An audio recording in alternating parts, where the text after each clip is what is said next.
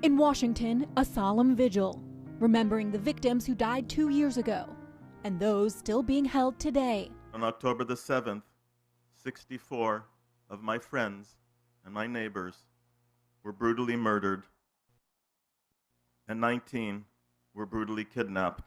Hamas freed American-Israeli hostage Keith Siegel after holding him for 16 months. The brutality we endured still haunts me. The images of medieval torture, the echoes of suffering, they do not fade. October 7th, 2023, Hamas militants poured into Israel during a stunning attack, killing 1,200 people and dragging more than 250 hostages into Gaza. Victims remembered across Israel this morning and gathering outside Israeli Prime Minister Benjamin Netanyahu's home in Jerusalem.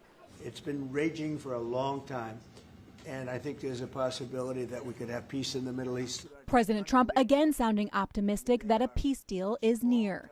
U.S. negotiators are in Egypt, discussing the president's 20-point peace deal, pushing talks between the Israelis and Hamas to end the war that has raged ever since.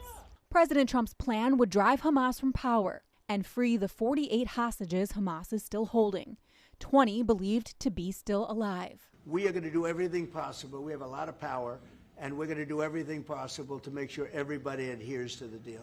Lawmakers from both sides of the aisle also paying tribute to the victims. We have to remember what October 7th marks. It was a massacre.